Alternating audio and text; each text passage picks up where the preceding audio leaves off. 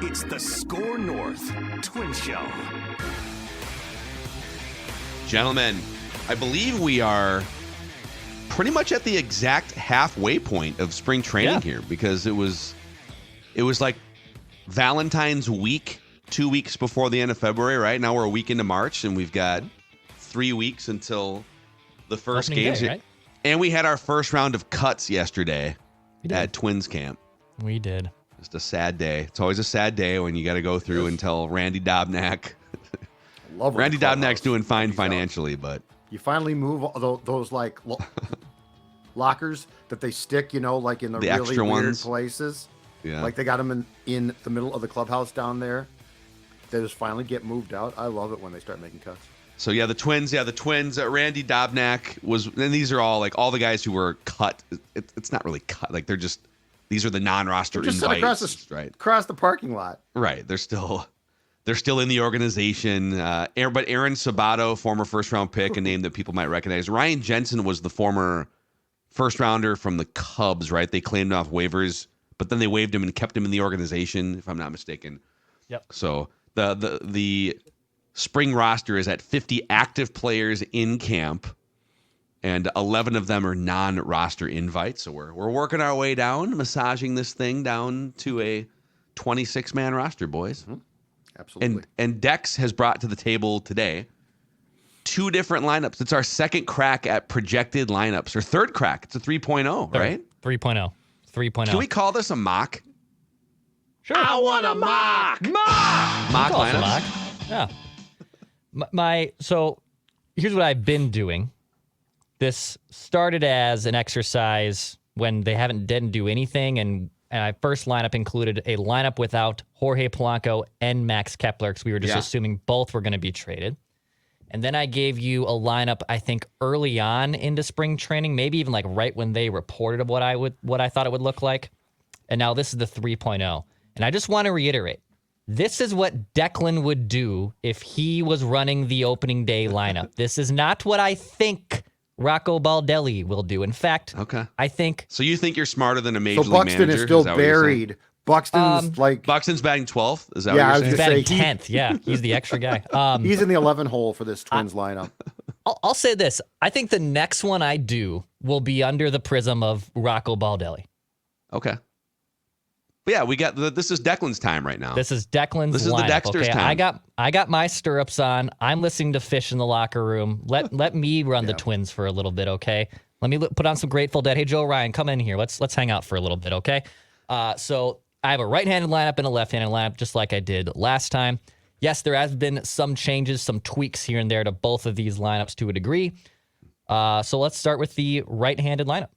And before we dive into these lineups, a shout out and a thank you, guys. So we announced earlier this week that we are launching a third YouTube channel at SKOR North, the SKOR North Twin Show YouTube channel. And you've already pushed it to 600 subscribers just in the first couple of days. We haven't even posted an episode. Starting next week, this might actually wind up being today the last SKOR North Twin Show that will be on the SKOR North channel. Starting next week, all of these episodes, you'll still find them in the same audio feed. So Apple, Spotify, SKOR North Twin Show. That's not going to change. But the YouTube version of this show is going to be available only on the SKOR North Twin Show YouTube channel starting next week. So you can find, there's just a direct link on the homepage of the Purple Daily and SKOR North YouTube channels. You can just click on the SKOR North Twin Show, subscribe right there. Or you can put in the YouTube search bar, SKOR North Twin Show.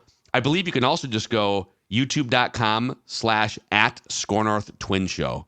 And you can find it that way too. But yeah, 600 subscribers in like 48 hours, just you guys jumping on board. So we're looking to build a third YouTube channel with the start of this Twin season. We're super excited. So yeah, it's in the bio of all of our videos right now too on both channels. There's no way you can possibly miss it. And then once it populates, yes, like those videos, it'll help obviously people be able to find it as well. So we appreciate everyone that's been able to do it so far, and go ahead and hit that subscribe button for all the Twins coverage you want. Okay, let's actually, I should get the fitting music, right? Oh, here we go. May as well. Let's go. Maya Mackey's very excited for this too. TBS, Right outside this door. that correct? Major League theme. This is from the movie, right? Major League. The movie. This is from the movie Okay. Major League. Yeah, it's like it's like the workout song. That's right. Okay. Okay. Right-handed lineup versus right-handed pitching. A right-handed starter. We'll start with this one. Haven't changed from this at all from the leadoff spot. Edward Julian will lead off and play second base. Okay. Yep. Yeah, he had a jack yesterday, if I'm not mistaken. Yeah. He did 7-1 over Boston. Batting second, Jack. Royce Lewis at third base. So I have mostly kept Lewis in the second or third spot against right-handed pitching. Okay. But Royce Lewis will bat second, followed by Carlos Correa at shortstop. Look at you. Oh, So- look at this. Wow. C4 will move up a little bit here to the third spot. If that plantar fasciitis is gone and he's the player he was with the Astros and you get playoff version of Carlos Correa in the regular season, obviously you're talking about one of the best players in baseball. So he'll bat third in this opening day lineup. Batting fourth, Max Kepler.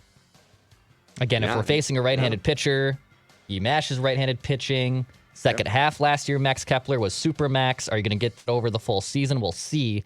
But I do have Max Kepler batting fourth and in right field. Yeah, he's one of the biggest, most interesting cases this year because the first 2 months of last year, I think everyone was done with him. I think people internally were done with him. The least. He was unplayable. Yeah. His contract was getting toward the end, and then he became the best hitter in the lineup for like 2 months until like Royce Lewis was in the mix as the best hitter too, but he carried that lineup for like 2.5, maybe 3 months.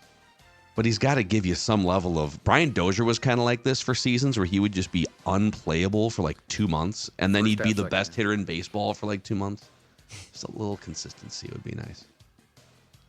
All right, batting fifth and in center field, Byron Buxton. Okay. So if Buck is healthy, he's in a good headspace. He's starting to get his bat underneath him. That's not bad. Very, very good piece from Bobby Nightingale on the whole process of what Byron Buxton was going through last year, where he was like collapsing, trying to run backwards. He was in insane pain. He was going from the batter's box to the treadmill, back into the batter's box. The dude had a crazy knee issue. He's had crazy knee issues. It's nothing new. But if he is indeed healthy, and we're all systems go here, Byron Buxton, I believe, will bat fifth in center field. By the way, after reading that story, and yes, Byron Buxton needs to play the outfield, okay? I'm not debating that. But the narrative has been, well, as a DH, he wasn't that good. Like, what was wrong with him as a DH? Bobby Nightingale's story, he couldn't hit because he basically couldn't stand up. So, I'm not... That's wild. I'm not saying he shouldn't play center. I am saying I think we put he's not a good DH. He must not because you thought, okay, mentally he goes and sits on the bench and thinks about it, or he goes and takes BP and it's just, hit. Well, the reality is the guy could barely function. Yeah. I know. Which worries me a lot, by the way, still. Not gonna lie. It bothers me, I think, the way that people characterize, and Maurer was the same way. People think that these guys are soft or have low pain tolerance or something. These guys fragile. These guys. I mean, define fragile. I guess if a guy is injury prone and suffers a lot of injuries, okay, maybe you could equate the word fragile. But these guys are tough. Like Joe Maurer was tough, man. That dude played through so much discomfort and pain. Catcher for 10 years, yeah. And Buxton's out there, and the story from, if you haven't read it, Star Tribune, StarTribune.com, Bobby Nightingale did a great job. I don't know how you can't feel bad. I know a lot of fans are frustrated, and it's been the most incredible what if career maybe in Twins history. Mm-hmm. But I don't know how you can't feel bad for the guy. If people get mad at him, he's busting his ass, man. He's any procedure that's available any off season, he's trying it, right? And he's coming back. So I hope this is the year, but history speaks pretty loudly, so we'll see. Okay. Who's batting sixth against righties? Okay, batting sixth. I have been sour on him, but he matches right-handed pitching. Alex Kirilloff. And he'll be DHing, obviously, in this mock lineup. So Alex Kirilloff batting sixth at DH. Aaron Gleeman of The Athletic did a big platoon split piece. Why do teams Splatoon, that's a video game. Why do teams platoon so much against lefty right-handed pitching? Well, it's because it historically works. It works. That's also why. There's not really a big crazy secret about that, but it was a pretty cool piece to see the crazy differences, especially when lefties are facing lefties versus righties. So, yeah, the more it's tricky because the more that you can. Now, there's some players and pitchers that have reverse splits, but the majority of lefties and righties sort of mirror each other in terms of success. So, if the more that you can swap out lefty on lefty at bats for righty on lefty at bats, the better your lineup is going to be. But your lineup is capped at usually it's 26 overall players, right? Like 13 position players maybe. So it's not like you can have an equal number of lefties and righties, and it's not like line changes in hockey. Plus, pitchers can come in at different parts in the game. So there are some guys in this lineup, Julian and Kirilloff are the most notable, that you will need them to at some point hit left-handed pitching so that they can be in the lineup on a regular basis, regardless of who they're facing. And you also don't want to get played and worked, which Baldelli has been. Like if you go with an opener, it's a righty, and then in the second it's a lefty, and you're like, okay, I got to take all my lefties out. You just got worked. Yep. And now you're thin the rest of the day, and and then they're going to go back to a righty, and it's going to be, I wish I had my lefties. That's the only frustration, I think. Yep. Okay. All right. 3 more spots left in this batting order. Batting 7th, Ryan Jeffers at catcher. Okay. Great year for Ryan Jeffers. If there weren't other great mashers, maybe Jeffers does hit higher in this order. But you know what? Batting 7th is a luxury, I think, for him and for the Twins at this point. So Ryan Jeffers will be your opening day catcher, and he will bat 7th in this mock lineup. Yeah. Batting 8th, Matt Wallner in left field. I have been all over the place on where Matt Wallner fits into this lineup. I've had him batting as high as 2nd. I've had him batting as high as 4th. I've had him 5th last time. Now he's 8th. I don't know. You could put him 4th. You could put him 6th. You could put him 8th. Where do you want to put the guy? He did destroy right-handed pitching in a small sample size last year. I don't know. I think by other veteran players getting probably the benefit of the doubt more, maybe Matt Wallner starts lower, but he could very well move up. I'm not like married to the fact he has to bat 8th. He's not going to bat in the top part of this order with all these names that you've already gone through. Like there's even against right-handed pitching. And I don't think this matters much, but he only has 1 hit in 3 weeks of spring training so far, like 2 weeks of spring training games. He's off to a slow start, small sample size. He's only played like 5 games or 6 games.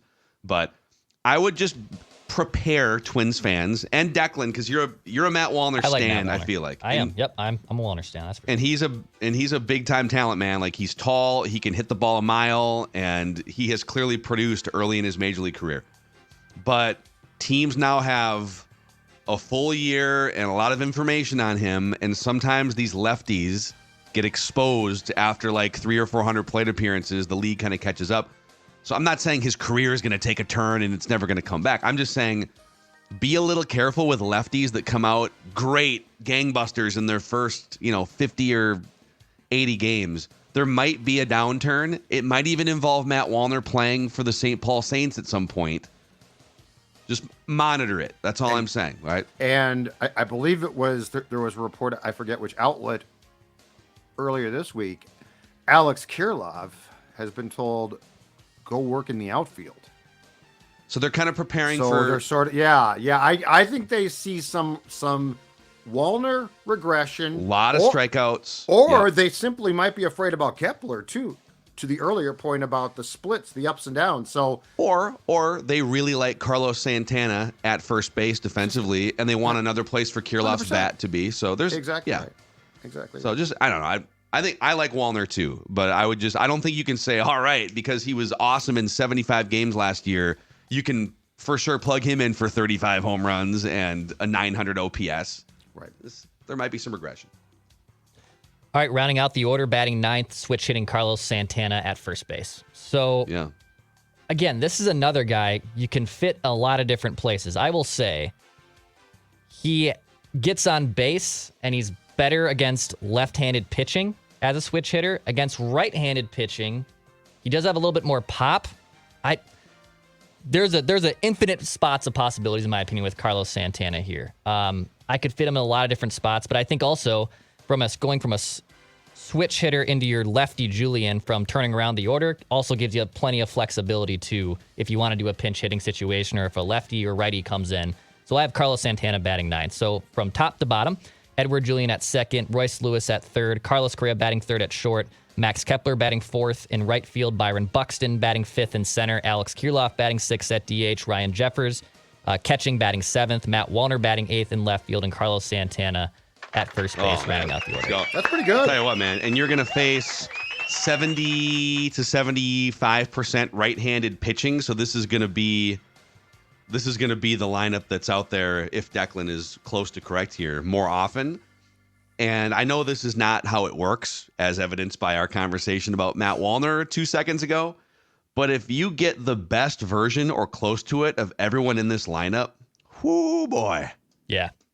Pretty damn good. Now, the best version of a 38-year-old Carlos Santana, not 31-year-old, but realistically. But man, if Royce Lewis is in there for 145 games, Carlos Correa without the foot problem anymore, everyone's healthy. What's your best guess about Dex where Rocco disagrees with you the most? I would say, because this seems pretty solid to me, to be honest. I don't know, man. I would maybe Carlos Santana up a notch or two, but yeah, maybe Buxton. Maybe Buxton does bat in the top 3. Here's the thing too with Buxton. Buxton's never been an on-base guy. He's never been an on-base guy. Even at his peak of powers, he is power. He just hits bombs. He hits so many bombs. So I'd rather have him batting 5th if other OBP guys can get on in front of him, right? I mean, I think that just makes more sense to do, but you could actually make a case to flip Kirilloff and Buxton because Kirilloff against righties is more of an on-base guy, so he could be setting the table for some of those buck bombs. All right. You would have lefty in that situation. Not that that's a complete deal breaker, but And I think I'll send this to Rocco at One Twins way right now. Here's your opening day line. I just took care of it for you, Rocco. Here you go. Okay. All right. What about against left-handed pitching? All right, against left-handed pitching, a little bit of a different lineup here. Guys in different spots all over the place to a degree. I'm sticking with Kyle Farmer batting leadoff and playing second base right now. Wait, Kyle Farmer batting leadoff? Yep. Okay. Yep. I've had Farmer batting leadoff in all of these mock lineups against left-handed pitching. He actually hits very well against left-handed pitching. You could bat in the middle of the order, to be honest, batting against left-handed pitching. He hits lefties really well. So I have him batting leadoff and at second base, giving Julian a day off here. So, yeah, Kyle Farmer against left-handed pitching in his career, very solid, 825 career OPS compared to 657 against right-handed. And that's where, it's like I just did a double take, but the Kyle Farmer against left-handed pitching is very different than the Kyle Farmer against right-handed pitching, so let's go. Let's go. I did a lot of different mocks here. I just nailed down one here, so I was overthinking myself last night. I spent way more time on this one than I did in the other. Batting second, though, Carlos Santana. So I move up Carlos Santana to the second spot as a switch hitter. Carlos Santana versus left-handed pitching last season, especially an 800 OPS, gets on base a ton. So I have Carlos Santana moving up a little bit and going from righty basically to start this lineup. At first base? At first base too. Yep. Sorry. Carlos Santana first base. Batting third, Carlos Correa at short. So I have Correa batting short, who has historically mashed left-handed pitching. The only thing that is worrisome of me of these first 3 guys is these are a lot of flat-footed dudes at the top of your order, especially Carlos Santana. Yeah, I worry a little bit about moving guys around to a degree, but I mean these are also pretty good hitters, so that's the only thing I struggle with a little bit. So I think you're working a little too hard to move Royce Lewis out of the top 3 here. That's my initial take. Okay. I think you're overthinking it with Royce Lewis here. I'm being patient here. Okay. I'm waiting to hear what you're going to do. Okay. So I went back to, because I believe the Twins have only faced 2 left-handed starters in their spring training games this season, and it was on back-to-back situations against the Phillies and Yankees. They faced Nestor Cortez with the Yankees. They faced someone with the Phillies. And I believe Royce Lewis was batting cleanup in like both of those spots. So I went a little bit off what they're doing in spring training to a degree, and I have Royce Lewis batting fourth at cleanup, playing third base in this lineup against left-handed pitching.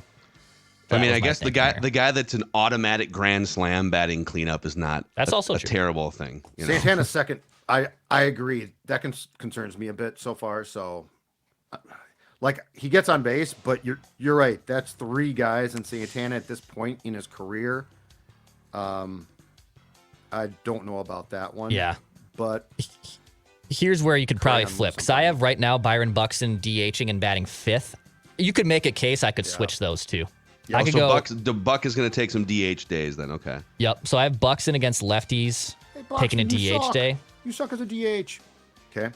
So he bats fifth in this lineup. Batting sixth, Ryan Jeffers at catcher still, and you could mix in Vasquez.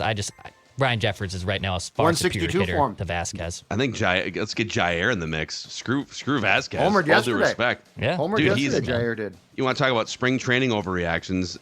He has a 1,200 OPS in damn right. 13 at bats. 13 at bats. That can be your overreaction.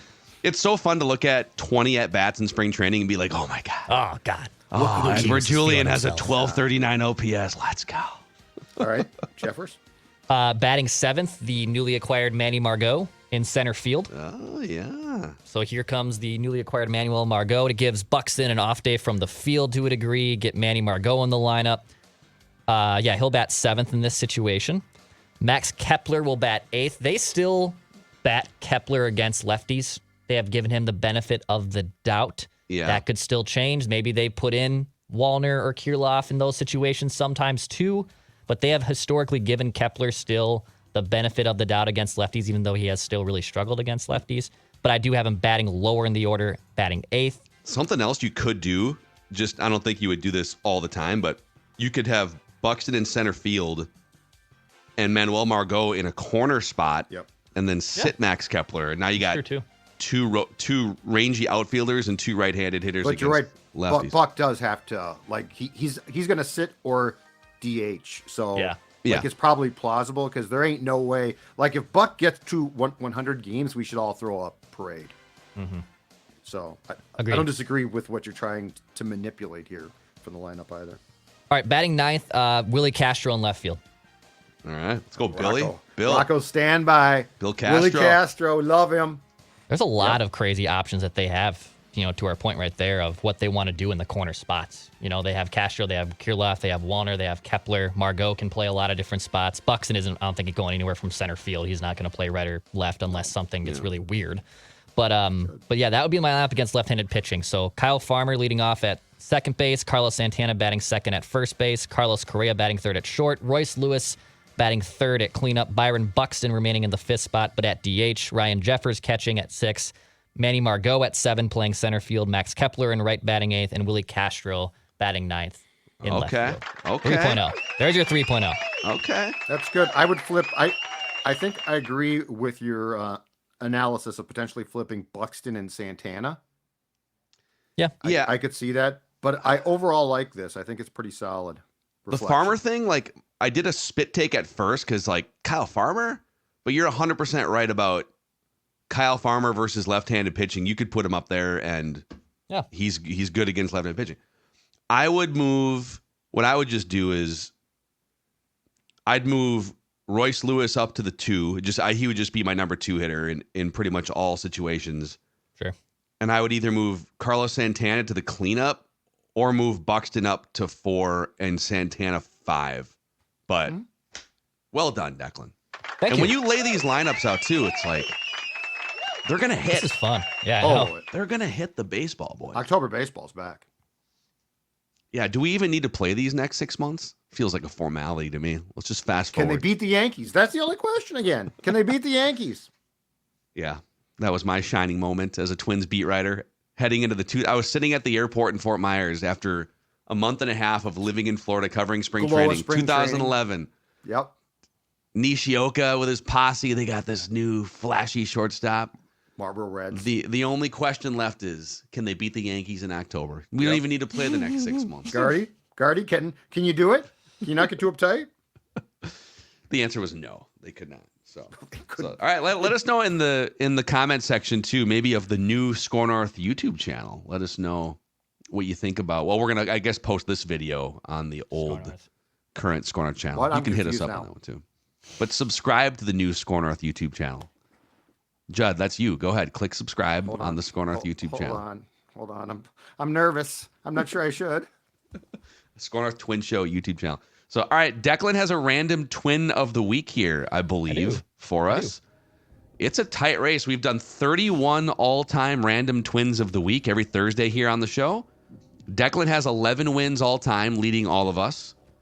Judd has 10. I have 10. So someone, unless we completely train wreck like the David Blau edition of Purple Daily last week. You know That what? was awesome. It can happen. We do have a new rule, though. If we get to the end of the clues, whoever Just has start the clues spelling. just starts spelling the name out, and then whoever shouts the answer. I'm not sure I would call that awesome, but it was unique. I thought it was awesome. I thought it was a lot of fun. It's because you weren't trying to guess David Blau. David Blau. So, okay, I'm on a 2-game winning streak after like 16 consecutive losses. That's right. Roy Smalley, Brian Busher, Joe Creedy, Darren Mastriani, and Mike Pelfrey are the last handful of random Pelf. twins. The Pelfster. Mastriani, our buddy. So Dex has a series of clues. Judd and I will shout out guesses, competing against each other. If one of us hits a third strike, a third incorrect guess, that person's eliminated. The other one wins automatically. So be careful. No Googling. All right, this random twin of the week is a Midwest guy. Born in the Midwest, spent the majority of his career in the Midwest. Oh, okay. Born and career. Born and career.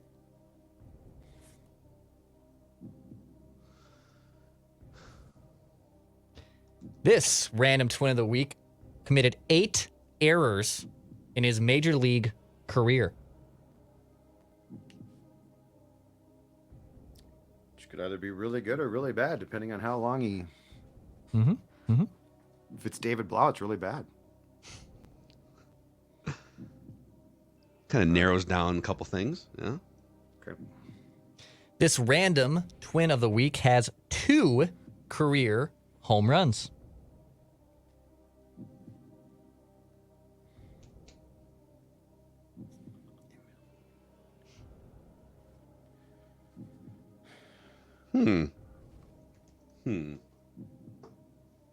Interesting. I think I might know where you're going. I think I might see direction already.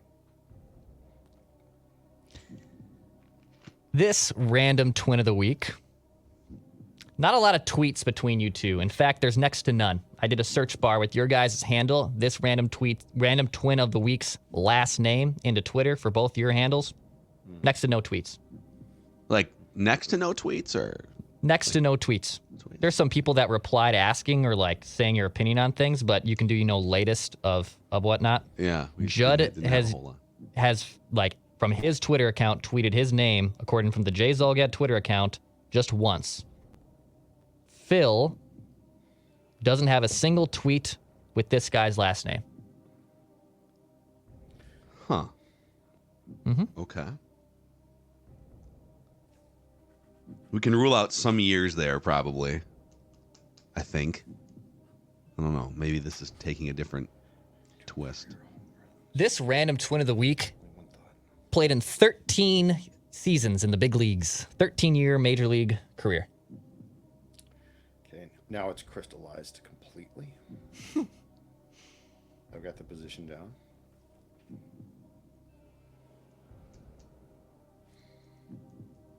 Don't know if he's a Midwest guy. The 2 teams he spent the majority of his career with, talking about the Midwest, were the Cubs and the Twins.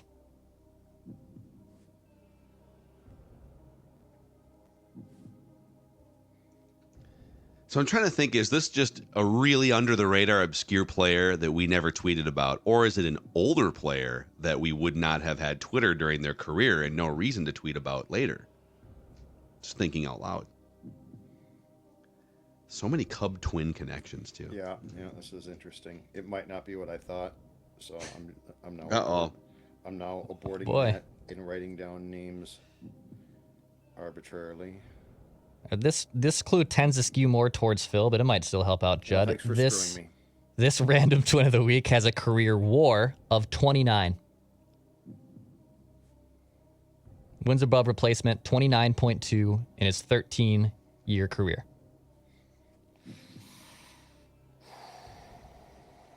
Oh, here's a fun fact about this random twin of the week. He wore 5 different numbers, but all of them ended in 6. Some combination with it ending in 6. Is it Kevin Tapani? Oh, let's I go! thought of this. I Let's should have said go, it. dude. I thought of this. Come on! Damn it. I'm kicking Come into myself. my house. Come into my house with that Oh, Kevin I thought- Tapani. I thought of that because I think he was 36 here. He crossed your mind. The number did nothing for me because I'm terrible with numbers, but I was trying to think of twin Cub pitchers Yep. that we wouldn't have tweeted much about. Yeah. And we like any player from Damn like it. 2005 going forward, we would have tweeted something about, right? I should have just said it. All right. Yep. Okay. I'm So done. you thought Kevin Tapani and had 3 guesses and you didn't guess Kevin Tapani. Well, I was trying to it get just more. sat in your I mind. was trying to wait. I was trying to wait it out a little bit, Got to be aggressive. In Here's random twin of the and week. I was not aggressive enough. Yeah. A couple other fun facts. He actually pitched in 3 decades because he debuted in 89 and he retired in 2001. So technically, 3 different decades. Nice. And his last year in his of his career in 2001 with the Cubs was his strongest strikeouts per 9. He had a strikeouts per 9 of 8.0 Nice. in that season with the Cubs, where he was just a 5.6 pitcher with the Twins. The Tapster. Acquired from the Tapster. Dodgers, right? The Tapster. Yeah, Dodgers, Cubs. He did play for the Dodgers and the Mets, but he spent 7 years with the Twins, 5 years with the Cubs, 1 year with the Sox, Oh, that was White the- Sox, yeah, that's that right. is. It was the Mets. Yep. So that's born in Iowa. So that's where I did not know the that. Midwest clue came That I into did play. not know. There you go. All right. Nice work on All the right. clues there, Declan. Yeah, And great now work. Fantastic work. we have a tie. Declan with 11. I have board really 11. helped me. I- Judd has only I'm- 10. Judd's in last place Why didn't I right just now guess in the Kevin random twin Tapani? of the week. Why I I don't thought of it and I I didn't don't guess it. know. I'm beating myself up right now. Why would you have a name in your head with all 3 guesses available 'Cause I was- and not fire the name? Because I was trying. Because I screwed up. Okay. I'm kicking myself. All right. We will see you guys next time on the SKOR North Twin Show.